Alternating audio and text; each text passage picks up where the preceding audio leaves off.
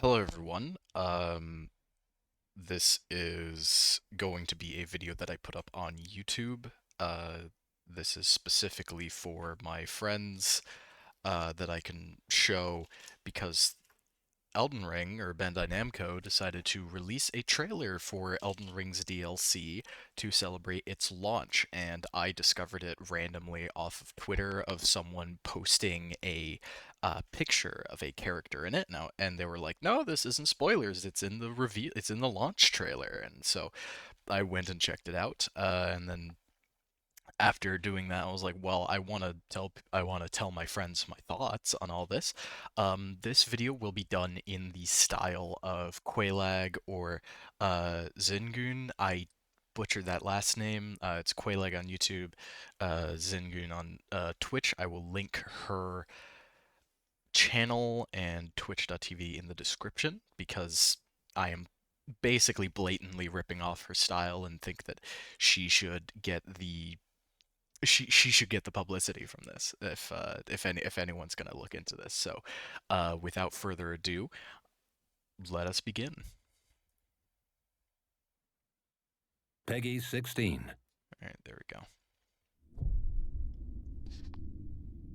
My loyal blade and champion of the festival.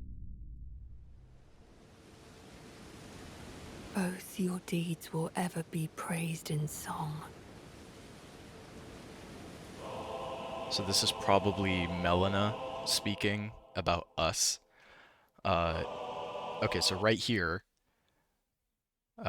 yep, it's gonna be one of these videos. So right here we have a beheaded statue of Marika, and this is the arguably one of the probably the oldest statues of Marika that I think we have access to that we've seen in the game, because Marika's imagery has this thing of where as time goes on, her imagery becomes more and more crucified, similar to um, her like pose becomes more and more akin to the crucifixion, and this little piece around here becomes more and more double helix, which more and more akin to a double helix, which is one of the main symbols in oh, it's just cars outside.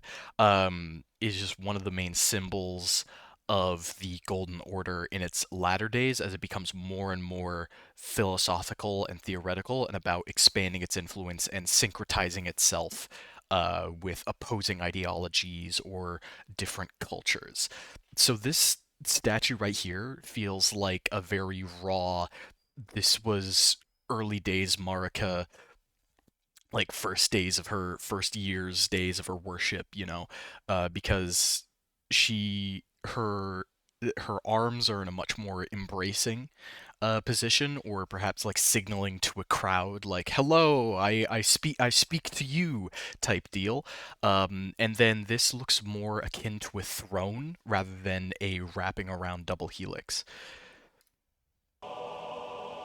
And then also it's been beheaded, also it's been defaced by beheading, which is a very fun thing. Like, I think the image is very purposeful, uh, because the whole thing with the Shadow of the Erdtree DLC is that and as we'll see in this trailer, we're getting a lot more information about the people that Marika fought against to establish her rule.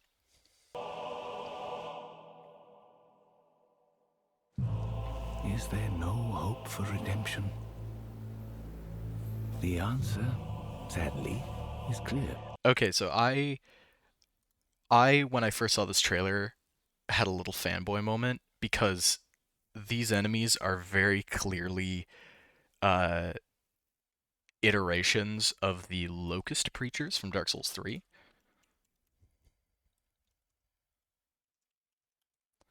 Uh, these guys, which which are probably one of the most interesting and honestly really fun parts about the Ringed City DLC, because here we go. Nope. Let me just Because this thing, despite being horrific and a very clear Book of Revelations reference with the fucking locusts with scorpion tails and all that jazz, uh, they are very soft spoken. They're explicitly preachers that are meant to guide humanity into the next age, and so they have these really soft spoken voices, and this they have oftentimes you'll come across different preacher locusts that will tell you info about NPCs in very allegorical tales, basically telling you about an NPC's life in a way that kind of reveals a greater mystery of the world to you. However, in this bit right here, this feels far more like the the purpose of these feel far more akin to the how the locusts are described in the Book of Revelations, of where they are this destructive feasting force that kind of just goes over the land and picks it clean and barren. But in this case, it looks like these are might be like scavengers, like fighting over scraps. Also, from the dialogue, we get like a "there's no redemption for us" type of deal, because which makes sense considering that this DLC deals with the inciting incident that leads to Marika's reign, which is an overthrow of the previous order and the atrocities carried out therein. Also, fucking cool ass plant boss. Look at this thing. And we get more of this guy. Love him. I'm kind of terrified of what he implies. Skeleton Goop Man, the horse. And sorry, I just paused that a bit too quickly. So we have this lady, and this lady is really really fun because there was promotional imagery of her doing like there was like promotional image that From Software put out on their Twitter of where she let me see if we can get like a good look at her face. Oh no, no, no. Fuck. Anyway, so this is as close as it'll be. Of where the way she's stanced is really really akin to a medical diagram, the kind of like classical cutaway cut like see-through medical diagram of a uterus. And so a lot of people were really, really hyped, myself included, because Miyazaki's going whole hog again into birthing imagery and female reproductive cycles and all that jazz. And if that happens in a DLC, you know it's gonna get weird and it's gonna get awesome. But more explicitly, she has omen horns and a mask, which is a kind of reviled cursed lineage. Uh, as seen as the people of the Golden Order of the game's present day. And so a lot of people were theorizing that she, through the uterine imagery and references to the omens, is like the mother of this curse, this retribution against the cruelty of the Golden Order, which is something that From Software has dealt with in the past with Koss and the fishing hamlet, which is very cool. There we go. There we go. Beautiful. Beautiful design, by the way.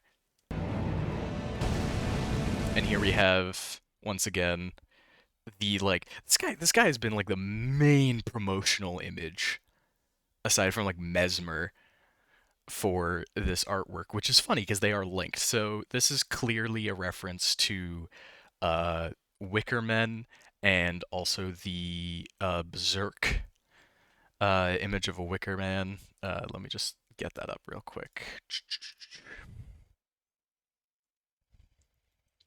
Berserk Wicker Man. Yeah, so like, you know, you're like, oh yeah, yeah, it's a reference, this type of thing. But the key thing here is that culturally the Wickerman was described by the Romans as like it's a sacrificial pyre for for pagan beliefs as encountered by the Romans. But in Elden Ring, they're tied to Mesmer and the Order, the Roman analog, and so this very much feels. And I'm cribbing this opinion and this information straight from Quelaag, by the way. Oh, hold on.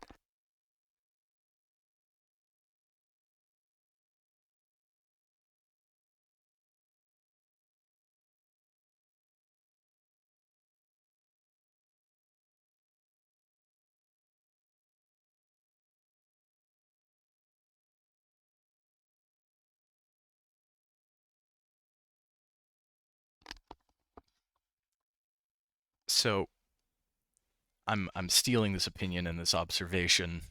Yeah, observation is the right word, straight from Quelaag. But um, the Wickermen were introduced in this DLC as the kind of like this was a punishment for those who rebelled. But then in the story trailer, we get them as like these kind of super, no, not super soldiers. This kind of like unstoppable terror weapon that Mesmer used, and again stealing from Quelaag, uh, it very clearly reads as Mesmer, the kind of enactor of Marika's will to purge the lands of any trace of non-Golden Order belief, takes this very sacred ritual and act of pagan belief and turns it on its followers and turns it on its practitioners, basically saying like, if you want to believe in this so bad, I will burn you in your own churches. There you go. That's just a The cool mere attack. sight of your blade Also, sets my heart this aflutter. just looks cool. I mean, you get a scythe. I mean, this fucking lighting, All the more I this armor. yearn. Okay, hold on. Let me just start. Like that's cool. I This looks like armor that you can definitely get and wear, and I am so happy because there was a lack of really good full on plate mail, and this is very ostentatious and hyper designed, but like compared to other of from software or compared to the Dark Souls games, there is a noted lack in the game of like, I am a knight with this like effect. I have a knight helmet. Whereas in Dark Souls 1, 2, and 3, it's just all over that. And also, um, keep in mind this fire motif that we saw with the Wickerman, and then obviously it's linked to Mesmer, but and I'll go into this more detail, but fire is something that you will see the kind of adherents of Mesmer's like order, like basically the people still in the Lands of Shadow that carry out his orders, using as a weapon. Blade sets my heart aflutter. All the more I yearn to crush it in my grasp. Okay, so this guy's fucking crazy. This guy's fucking spooky as hell. Amazing armor set. Amazing armor set. Cool ass. Hold on. All the more I yearn to Cool ass armor set. Um, has a halo of the Rune of Death, which is really strange because the Rune of Death halo that he has is the Rune of Death that Fia creates from laying with uh Godric as wait, sorry, not Godric, Godwyn. Godric is the grafted man, Godwyn is the Prince of Death. Um After in Deathroot, it is the timing, the timeline of this is really interesting and kind of confusing to me because this is a present day thing. Yet all of the references to death in this DLC and like, the Glowmite Queen, the Godskin Apostles has been this kind of past that was the prehistory order that Marika shattered. So this might be someone who went into the Lands of Shadow looking for Godwyn, or even it's a new content in the Lands Between in and of themselves. Um, and if Godwyn's death route has burrowed its way into the Lands of Shadow, that's going to be crazy because that was something that was predicted and theorized from the very beginning of the first promotional image, where we see a different Erdtree being like strangled by something. Anyway, crush and it. also you can tell that this is the kind of modern form of death and those who live in death, specifically because wait a minute. Never mind. I just had a thought, but I'm going to complete the previous thought. Because of the white, it's not purple. They're the kind of classic primeval form of death, and the kind of um pre-golden order magical relation to death was denoted by purple, this purple flame that burned the soul. I just realized this probably isn't Deathroot. This is the eclipse that Mikola was trying to use to resurrect Godwyn so that he could die permanently. This guy probably, the reason why he's found in like Deathroot is because he's a follower of Mikola, and specifically a follower of the Eclipse sect that is looking to make stop Deathroot by bringing Godwyn back to life and letting him die naturally. So holy shit, holy crap, yeah, if we get more um stuff about more info about the eclipse and the walking mausoleums and the that weird form of resurrection. Actually, no, not even that weird form of resurrection. That very by the book textbook alchemical reference to the process of resurrection. I will be ecstatic, which is hilarious because over the entire DLC, I'm gonna be ecstatic. in my grasp.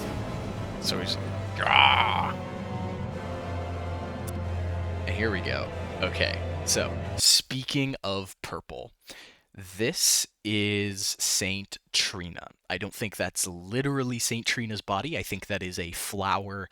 I think that is one of Trina's lilies, which is a flower that represents them, represents her, and which can be found in the base game. Saint Trina is Mikola's other half, much the same way that Radagon is Marika's other half. So Saint Trina is the saint of dreams, is the saint of sleep, and also seems to be courting, or at the very least, subtly related, not even subtly, exceedingly related to the saint of death and proper death, the type of purple death that was death as represented by purple flames that was before the Golden Order. And very clearly with that you can see the reference to the story in the Gospels where Jesus goes to a family who are mourning the death of their daughter, and he says, why are you crying? She is not dead, merely sleeping. And there are multiple instances of descriptions of items in the game of where the death that Saint Trina offers is very sorry, the sleep that St. Trina offers is very akin to a type of death. And this looks like a cutscene where the player is communing with her by taking one of her lilies, by falling into this death sleep.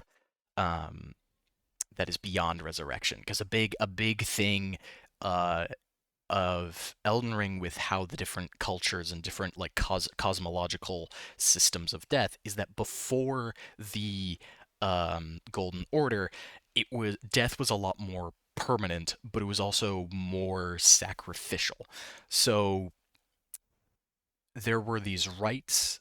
If I'm remembering the info correctly, there were these rites where the bodies would be burned, and through burning with this purple flame, the flame of death, the souls themselves would be released, would be just kind of cast off and possibly destroyed. So it's this kind of throwing off of excess material. In the Golden Order, when you die, there is a likelihood, if like you've achieved a form of greatness or a form of piety, that you will get an Erdtree burial, where through the myriad roots of the Erdtree, your body is decomposed and your spirit is absorbed into the Erdtree, and it lends itself to this type of reincarnation resurrection, which is something that shows up a lot in this game, and then also shows up a lot, especially in Dark Souls, as a reference of this kind of sundering of the natural cycle of death and this refusal to let things die and disappear into nothing. This kind of holding on. And so, um, a lot of the information that we get from for Saint Trina pre DLC was that Saint Trina's sleep was in being so similar to the previous way and behaviors of the ritual of death allowed people or spirits to like fully move on, to fully embrace this final nothingness, to not continually either be reborn as something different or just exist as spirits. And so there's this freedom in giving up. And so It's gonna be cool. I cannot wait to learn more about Saint Trina. There was also reference in the previous story trailer that they released that like Mikola sundered his destiny, which meant like leaving Saint Trina behind. So now Saint Trina, um, is probably, you know, disconnected from the Mikola godhead, as it were, and is struggling to survive on her own, and yet still has immense power, even though it is diminished, as she is linked so heavily to the previous era of what death and sleep was. It's so cool. It's really fun. I'm looking forward to it. The Erdtree is my people's enemy. Okay, so My Marika long betrayed, set aflame.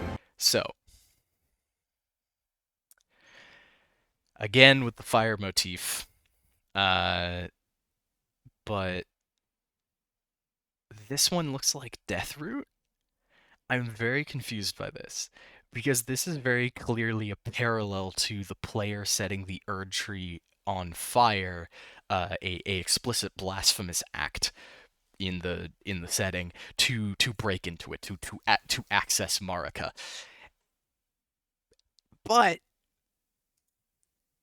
this is paired with the dialogue of the Erdtree is my people's enemy by Marika long betrayed set aflame. So the way this sentence is set up is that there are three or four confusing subjects. So the first one, the Erdtree is my people's enemy. This can mean two things. Either the speaker's people, whoever they are, chose through cultural consensus, um, like straight up like counsel, wisdom, or even just base reaction knowledge that the Erdtree is a threat, that the Erdtree must be destroyed, that they are against it. However, the perspective could also be different. The perspective could also be the opposite, of where uh, they are the enemy of the Erdtree because the Erdtree is the perpetrator of the hate. The Erdtree, as it is a representation of ideally a neutral housing and symbol for the current cosmological and divine era, that as Marika like gained favor or started writing, shaping the world in her image, these people became the enemy of the Erdtree through it. And the next line seems to hint that by Marika long betrayed, set aflame. The way this seems is that it seems to reference that Marika burned the Erdtree one time, but it also could be that the people and going back. Actually, wait, that's probably what it is. So, by Marika long betrayed, set aflame. I think that the Erdtree burning visualization and this line is a red herring now, because the Erdtree is my people's enemy by Marika long betrayed, set aflame. Marika betrays the speaker's people and sets them aflame, putting them. Oop, where is it?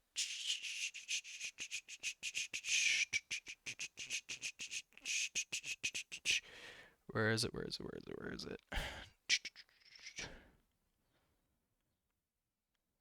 Should be. Is there no hope for redemption? The answer, sadly, is clear. So is it back here? Where I'm trying to find it, but if I can't find it, so basically my theory is that this imagery tied to this dialogue is a red herring. That you're supposed to think, oh, they're talking about Marika lighting the Erdtree on fire and betraying these people. I think because of the Wickermans serving as like a both a punishment and a terror weapon by literally setting these people on fire, that Marika was from them. That Marika was from, the tribe, their nation, their culture, whatever, and then turned on them and burn them alive. And so they curse the Erdtree as it is Marika's vehicle of power. Three is my people's enemy. By Marika Marika long betrayed, set aflame. So I think my theory is that he is talking explicitly about something that Marika did to him and his people, and how they were all burned Set aflame. as punishment. Okay, so now we get to one of the things on my first response that made me freak the fuck out. This is an unknown person with hands soaked in blood, dried blood most likely, holding a soar seal. And it's hard to make out what the soar seal looks like, but it might be Marika's. Now, soar seals, and I have this up, is this thing. And the description reads as such: this legendary talisman is an eye engraved with an Elden rune, said to be the seal of the Queen Marika. Greatly raises mind, intelligence, faith, and arcane, but also increases damage taken by a similar measure. Solemn duty wears upon the one beholden, not unlike a gnawing curse from which there is no deliverance. This and the other source seals feels not sorry feels is heavily implies that when one becomes when an Empyrean is made and links up with their outer god, like becomes the full god and witnesses it, one of their eyes gets the rune of that god engraved on them, and then their duty and their personhood is shifted to serving that god's interest. So, with that in mind,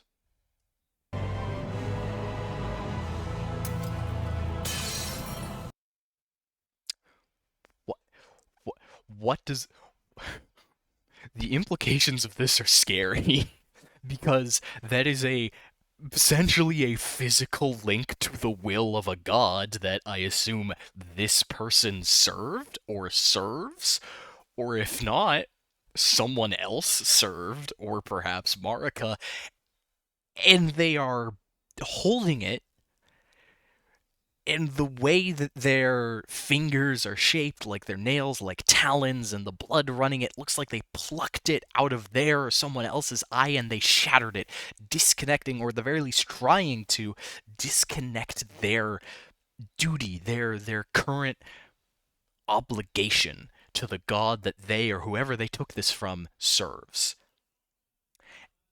And this is not Mesmer, because Mesmer's arms and arm guards, and I have an image here. Is it here? Yeah.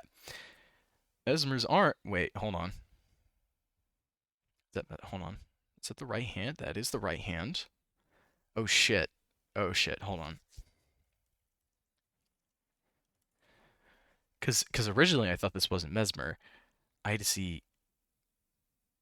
Oh fuck no. Is that the same symbol?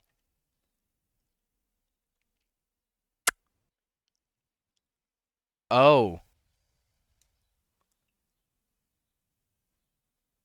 Oh. Okay. No, I don't want to go to you. Okay, so originally I was like, well, this can't be Mesmer. The arms, the what the fuck? No. Uh, I was like, oh well, this can't be Mesmer. The bracelet's wrong.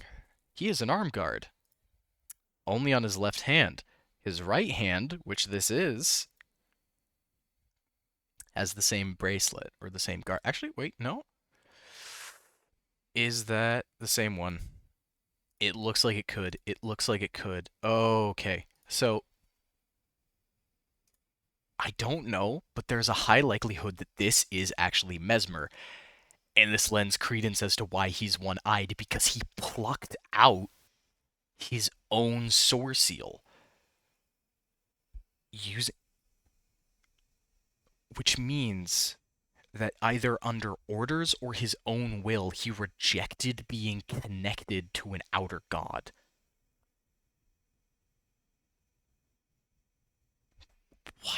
What? All right, so continuing on.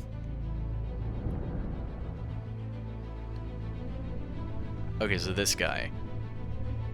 This guy has been shown a lot in promotional imagery, and he is the guy who has what looks like a old I will show picture. Uh,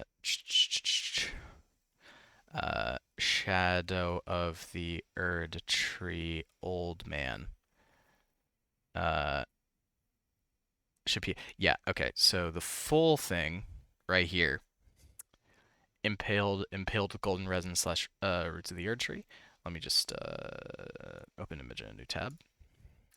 So this man right here, it looks like uh, a version, a symbol of the of the Elden Ring, which originally, hold on,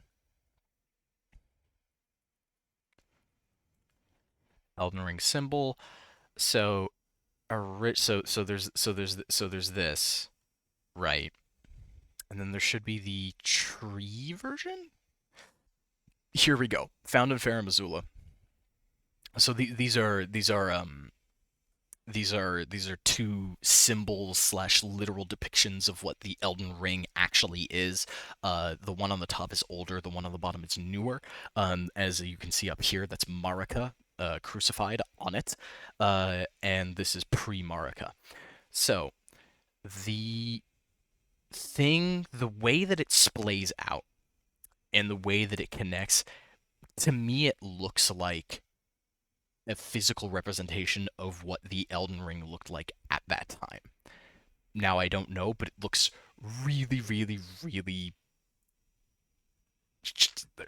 like it looks like if you fused the two. It looks like if you put the two in like a transitionary period, which the time that we will be exploring, not literally, but through like archaeology, through exploration and discovery, this is a transitionary period from that older time of what the Elden Ring looked like to the newer one, and it looks like this guy got impaled by, if not the Elden Ring itself, which I don't, which the more I think about it, isn't likely to happen, but a representation of it, like a physical talisman or a sign of worship, as it were. It would be like being struck through the heart with a massive crucifix, and he has been getting a lot of attention in these trailers.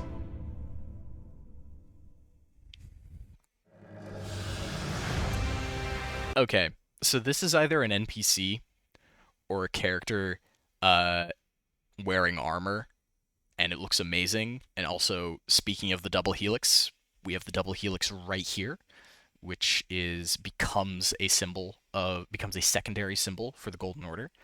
Also, this Erdtree this Erdtree right here. Don't I don't know. I know nothing about it, but looks cool. This guy looks sick. Okay, yeah, so these are NPCs. This is a guy who is referenced in an item, like the physical item is dressed exactly like him.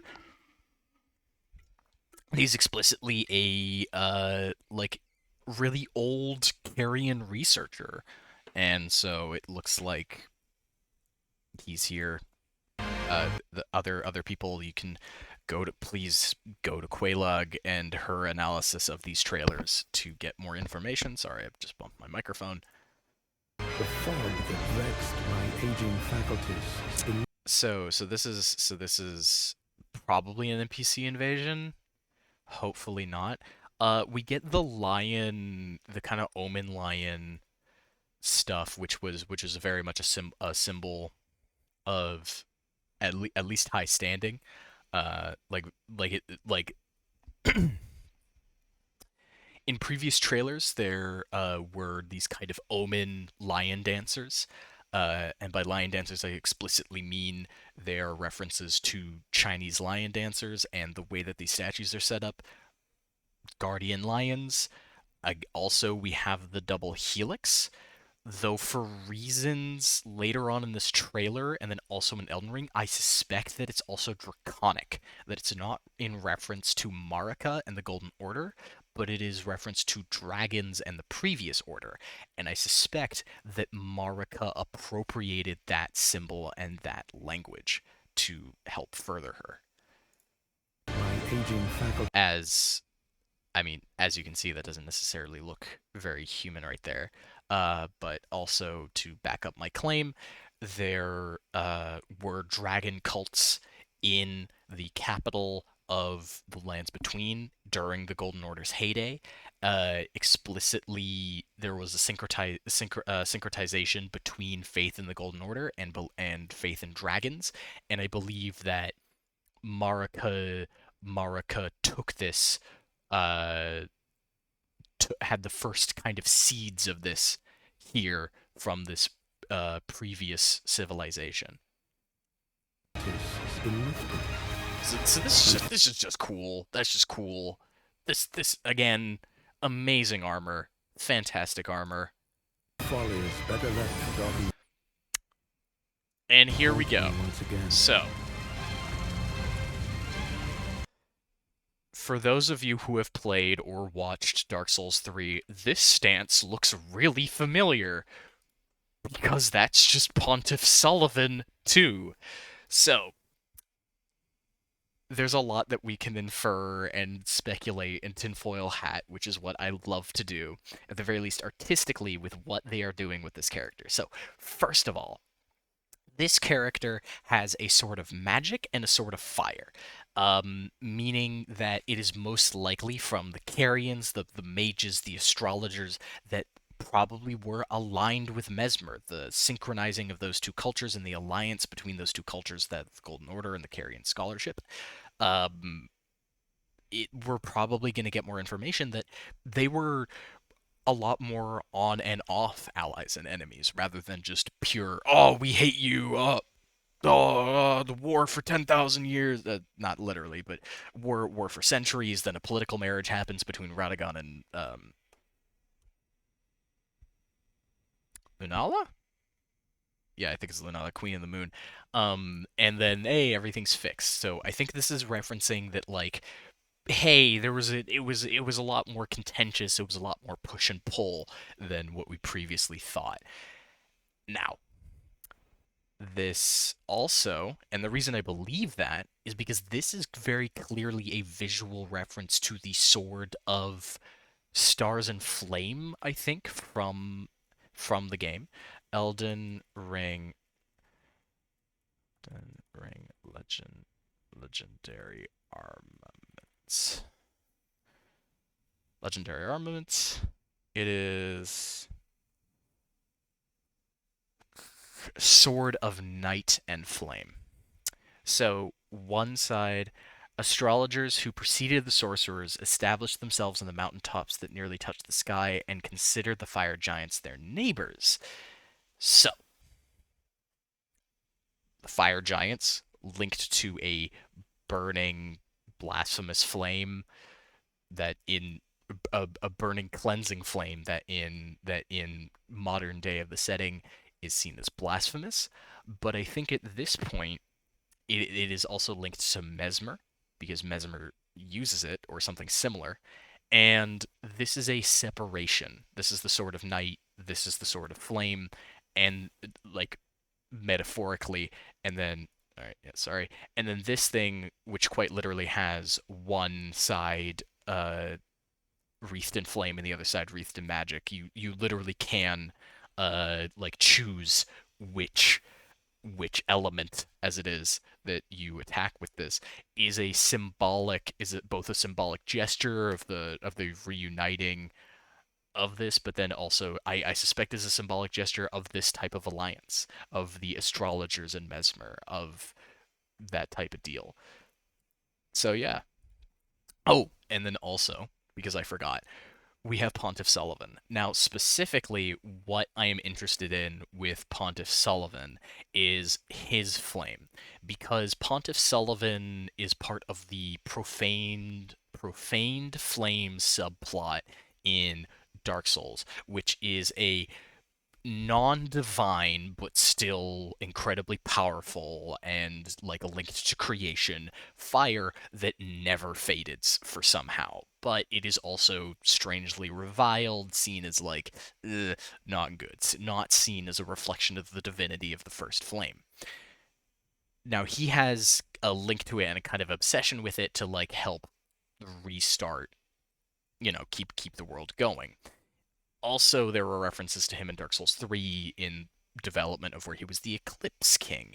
So you can see in his character and his story that a lot of what I feel Shadow of the Erdtree and Elden Ring is playing around with conceptually with what it does with fire and the eclipse was tested in Pontiff Sullivan. And so that's why I find it really, really interesting. And I suspect that whoever this character is might have a similar plot to Pontiff Sullivan, of where she was an astrologer, she was a knight that worked with the astrologers, and then she became fascinated by the flame of the giants and the flame of Mesmer, and so she swore fealty to Mesmer and learned it or fought for him and was blessed by this flame of fire. Or perhaps she stole fire from the fire giants. But I suspect it's more Mesmer's deal, acting as both a Prometheus, Archangel Michael, and Lucifer all in one. But yeah, I'm very excited to learn about what she is going to do.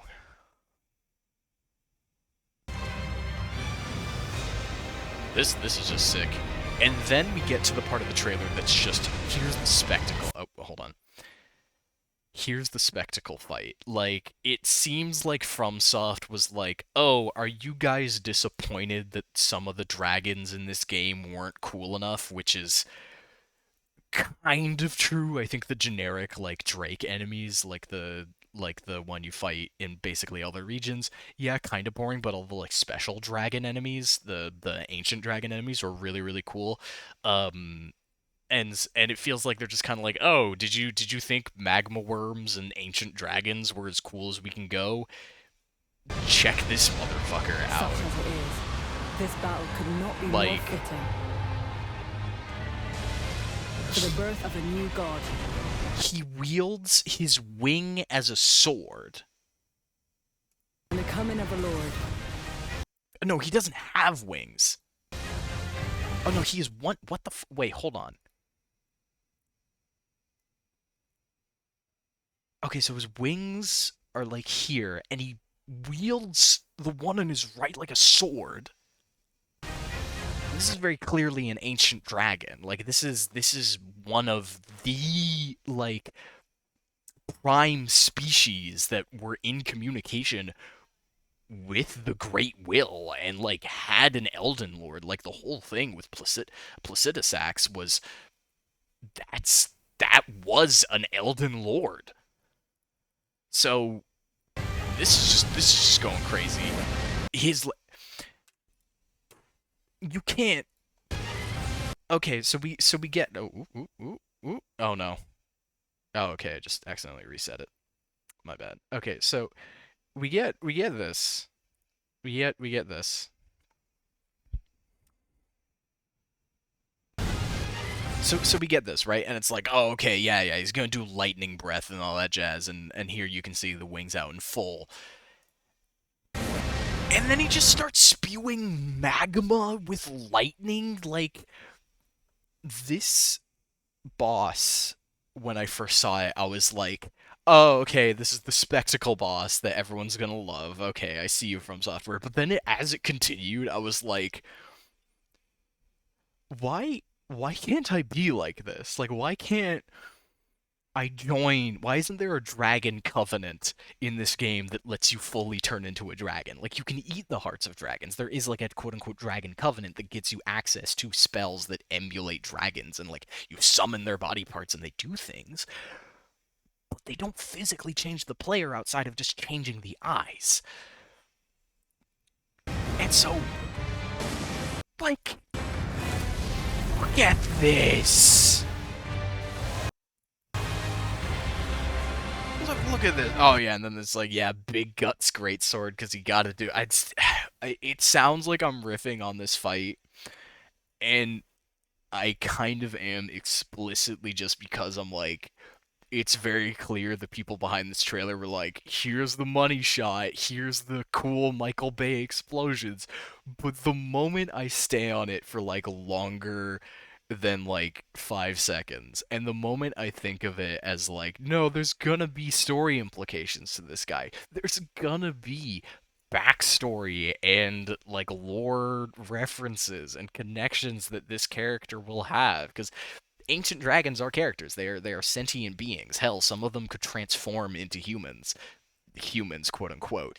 Um, and so the more I like, initially I react, oh, this is gonna be a shallow fight. You know, this is the cool, this is the cool Radon streamers react to whatever this guy's name lava attack. You know, but like whatever items you drop, whatever references there are to you in the story, you are gonna be one of my favorite characters. Cause that's so cool. That's so cool. And like explicitly, there might be a link to you in the magma worms, which are like pseudo dragon. There are people that became these pseudo dragons out of a lust for power. It's so cool.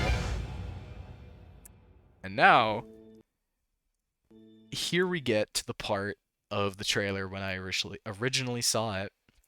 I started hyperventilating because this looks to be a spiritual or like mystical or even just like kind of mental recreation of Marika's bedchamber, which in and of itself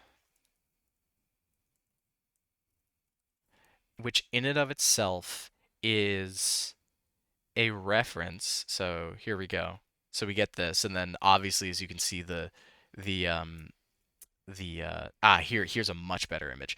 So oh, I keep hitting save image.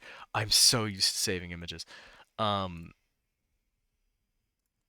so as you can see here, there's a lot of, hey, one-to-one references with this, but then also this is a very explicit reference to and I'm taking this information, I am stealing this information right from Quelaag. If I was writing a paper on this, I would have cited her instantly.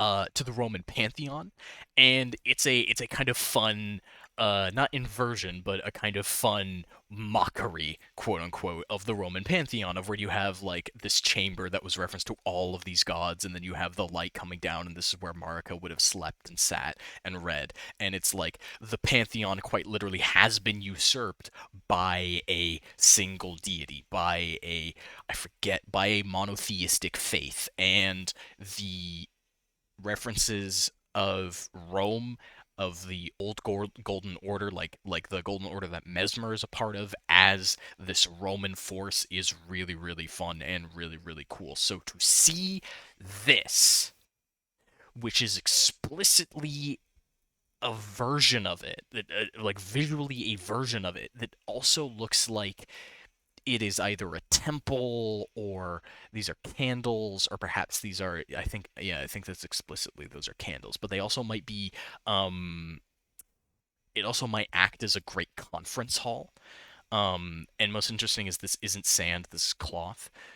But the fact that, like, this looks like a conference hall, it looks like it is transforming, it is inverting the imagery of Marika's pantheon, of where instead of being this um polytheistic place that was then transformed inside it to focus the person on a single deity, on the new monotheistic belief, it feels like it's the inverse. It feels like whoever steps, whatever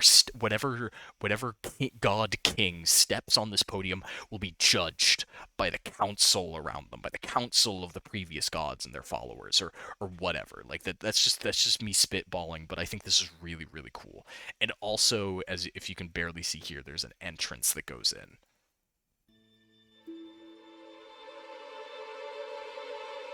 So we get this, and it lines up with Mikkela's rejection of a lot of Marika's philosophy and Radigan's philosophy on how to kind of rule as a god and how to shape things as a god and all the problems that it caused from following it through. And now we get another cutscene with Mikkela, which is really strange because we got a cutscene with Mikkela in the first trailer where we saw the back of his hair, the back of his arm as he gestures to the land of shadows, Erdtree, and the golden light fills down. And yet here we are getting another one where he looks a lot more diminished, a lot still regal, still very beautiful, still very poised, but sitting um sitting with their back with their back to the camera in a way that looks that they in a way that eschews intimidation, eschews a feeling of authority that by because the camera is at eye level with them, you feel that you are an equal. The shot feels like it's setting up you as an equal to Mikkela, which is which goes against everything that is in reference to Mikkela the in the item descriptions and the references of characters in Melania's dialogue. Like Mikkela is supposed to be this kind of piercing, ever young like child god who even as their frail frame even in their frail I can't speak, even in their frail frame, you can see the power surging through them and the sharpness of his mind and all that jazz. And yet here, it's very soft. It's muted. There's no gold. The gold has been diminished. It's muted hues. And Promise me you'll be my consort. we get this line, which sounds unnervingly desperate, of where it sounds that Mikkela is begging the player to be his consort, to be Mikkela's Elden Lord, to allow him, and to well technically also them because there is Saint Trina, the freedom to enact their will, to save them. And it might not be Mikkela, it might be someone else, but so far this is the only line of dialogue that we get from Mikkela. Promise me you'll be my consort. And it sounds scared. Mikkela sounds like he's scared of something, or scared for the future, or scared of whatever is going on currently. And that is one of the freakiest things ever. That then we get the title drop, and then June 21st, 2024. So, that is basically it. For me, this was very much a rambly thing because I wanted to make a rambly video in the style of Quelaag, as nowhere as well researched. But I am very proud. I'm very happy with what I did, and I hope whoever is watching this, if you are a personal friend of mine or not, I hope you enjoyed hearing me talk about this trailer and talking about the implications that I believe it has. Thank you so much for watching.